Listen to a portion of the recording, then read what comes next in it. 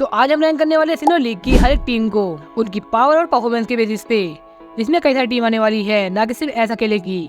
यानी कि जितनी टीम हमें दिखाई गई थी 3-on-3 वाली एंड 6-on-6 वाली, उन सभी टीम की ऑल ओवर पावर और परफॉर्मेंस को देखने के बाद ही हम जजमेंट देने वाले हैं कि कौन सी टीम सबसे बेस्ट होने वाली है। ये पूरा मेरा पर्सनल ओपिनियन होने वाला है, इसमें कोई भी ऑफिशियल चीज नहीं होने वाली है, तो ऑफेंड होने की आपको बिल्कुल भी जरूरत नहीं है। आप अपनी रैंकिंग कमेंट कर सकते हैं, क्या पता आपकी रैंकिंग मेरे से अच्छी हो, जिसे मैं पिन कर सकूं और नेक्स्ट वीडियो में शाउट आउट भी दे सकूं। वीडियो में आगे बढ़ने से पहले मैं सिर्फ एक रिक्वेस्ट करना चाहूंगा, अगर आपको ऐसे कंटेंट देखना पसंद है तो इस वीडियो को लाइक कर दीजिए और चैनल को सब्सक्राइब कर दीजिए। अगर इस पे 20 लाइक पूरे हो जाते हैं तो इसका नेक्स्ट पार्ट लेके आऊंगा नेक्स्ट रीजन के ऊपर। नंबर 10 पे आती है एस की टीम, जिसमें थे नॉकटाउन, डोनफैन और गिब्बल। क्योंकि इनमें गिब्बल और नॉकटाउन ने थोड़ा बहुत ठीक ठाक परफॉर्मेंस दिया है, लेकिन डोनफैन ने बिल्कुल भी अच्छी परफॉर्मेंस नहीं दी थी, जिसके कारण सारा भार सिर्फ इन दोनों पे आ गया था, जिसमें गिब्बल ही सबसे बेस्ट करके गया था। ये टीम तक नहीं लगता है, ऐसा लगता है कि सिर्फ गिब्बल को ही रिप्रेजेंट किया गया है और उसका कमबैक काफी बेकार कर दिया गया था और इस टीम की परफॉर्मेंस बिल्कुल भी अच्छी न रखने के कारण मैं इतना पीछे रख रहा हूँ। नंबर 9 पे आता है नैंडो, जिसमें आता है क्रिकेटियन, रोजरेड और अर्मेल्डो। ये बिल्कुल 1-on-1 वाली बैटल जैसे लग रही थी, इसमें कोई टीम बैक हमें देखने को नहीं मिलता है, लेकिन ये टीम थोड़ी पावरफुल लगती है, जिसमें रोजरेड के पास स्पेशल अटैक काफी हाई है, अर्मेल्डो एक बीस्ट है और क्रिकेटियन के पास स्लीपिंग की काफी अच्छी स्ट्रेटेजी थी। नंबर 8 पे आता है कॉनवे की टीम, जिसमें सकल, लिकी लिकी और डस्कनोर था। लिकी लिकी एक मिड रेंज अटैकर था, लेकिन लॉन्ग रेंज के आगे कुछ नहीं कर पाता है। शकल का डिफेंस और अटैक वाली स्ट्रेटेजी सच में काफी कमाल की थी। एंड फाइनली डस्कनोर, जिसकी ट्रिक रूम की स्ट्रेटेजी तो सच में बेमिसाल थी, जिसने ही तो कुछ संभाल रखा था। इन तीनों ने अपना टीम वर्क काफी अच्छा दिखाया था और सच में गिब्बल तक को इरिटेट कर दिया था। ऑल ओवर देखा जाए तो ये टीम काफी पावरफुल भी दिखती है और इनकी टीम का टीम वर्क भी काफी अच्छा दिखाया गया है। नंबर 7 पे आती है एस की एक और टीम, जिसमें हेराक्रोस, स्टार रैप्टर, क्विलावा थे। ये तीनों लगभग इक्वली पावरफुल दिखाए गए हैं, जिसमें स्टार रैप्टर में टाइपिंग से जीतता है। क्विलावा की फाइट हमें दिखाई भी नहीं जाती, लेकिन हमें पता लग चुका है क्विलावा के पास 2 पावरफुल मूव आ चुके थे, जिसके कारण ही वो जीत पाता है। एंड फाइनली क्रिकेटियन, जिसका काउंटर एस ने किया था, तारीफ एस की जाएगी, जिसने अपने हेराक्रोस को 2 पावरफुल मूव सिखाए हैं और एक स्ट्रेटेजी के लिए इफेक्टिव मूव भी सिखाया था। नंबर 6 पे आती है बैरी की टीम, जिसमें स्कारमरी था, जो कुछ नहीं कर पाता है, लेकिन स्मॉली काफी अच्छी परफॉर्मेंस देता है, जो अर्सलिंग जैसे पावरफुल पोकेमॉन पे भारी पड़ रहा था। ये वही अर्सलिंग है जिसने एस के 3 पोकेमॉन को डिफीट कर दिया था। एंड फाइनली आता है एम्पोलियन, जो अपनी पावर को बियॉन्ड लेके गया था, लेकिन फिर भी वो एक पोकेमॉन को डिफीट नहीं कर पाता है, लेकिन उसने रिस्पेक्ट गेन कर ली थी।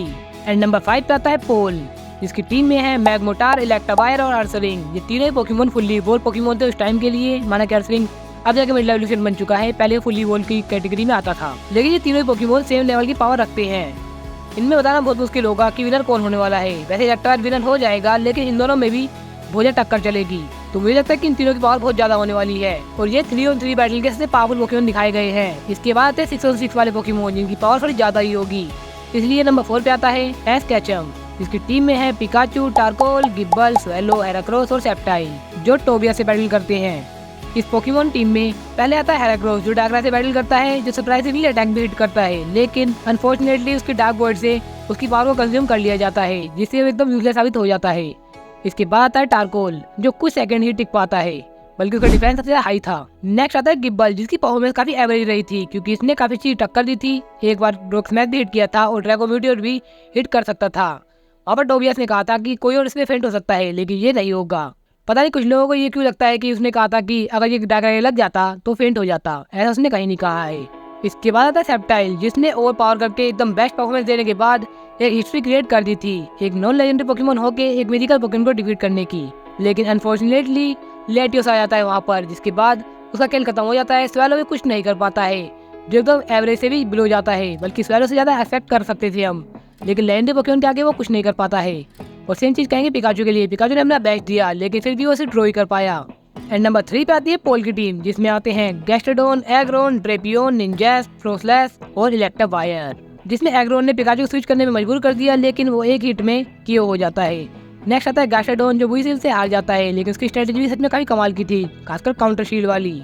नेक्स्ट आता है ड्रेपियोन, जो एकदम बीस्ट था और यहाँ पर MVP वही बनता है, जिसने पूरी टीम में तहलका मचा दिया था, एस को काफी कंफ्यूज कर दिया था और काफी सोचने में मजबूर कर दिया था कि उसे क्या करना चाहिए, लेकिन एट द एंड वो भी हार जाता है।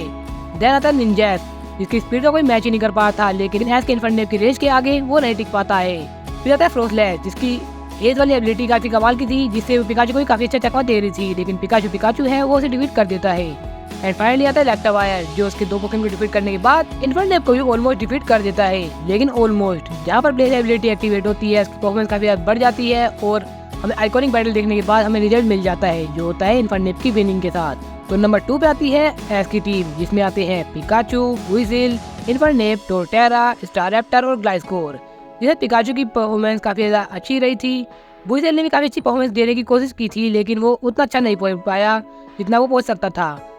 जिसके बाद आता है इन्फरनेप, जो एकदम बीस्ट रहा और उसने ही MVP बना इस बैटल का।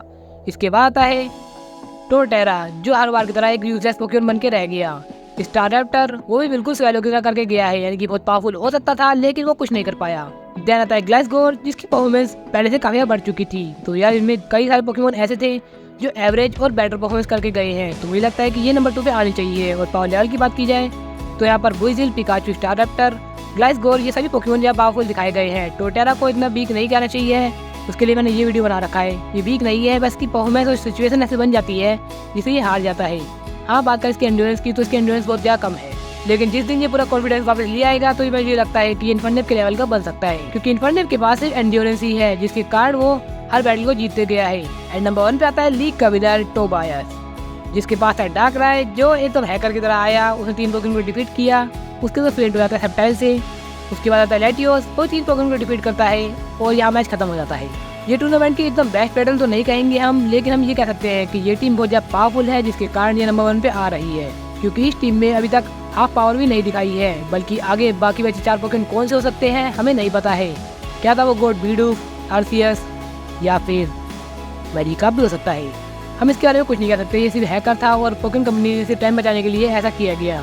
अगर पोल की बैटल के बाद ही एस को क्विट करवा दिया जाता किसी तरीके से तो एकदम बेस्ट रहता, लेकिन मुझे कोई प्रॉब्लम नहीं है। यहाँ पर सेप्टाइल को अच्छा परफॉर्मेंस देते हुए दिखा दिया गया है और पिकाचू को भी एक नया फीट देते हुए दिखा दिया गया है, तो इतना काफ़ी है मेरे लिए। तो आज के लिए वीडियो में बस इतना ही। मुझे लगता है कि ये रैंकिंग एकदम बेस्ट रहेगी मेरे ओपिनियन से। आपका ओपिनियन शायद थोड़ा अलग हो सकता है। आपको लगता है कि सेप्टाइल की टीम को आगे आना चाहिए या फिर डार्कराय की टीम को पीछे जाना चाहिए, आप कमेंट करके बता देना। अगर आपके कमेंट पे मेरी वीडियो से आधे लाइक भी आ जाते हैं तो मैं से पिन कर दूंगा, यानी कि 10 लाइक तो आपको लाने ही होंगे, जिससे मैं नेक्स्ट वीडियो में फीचर कर सकता हूँ।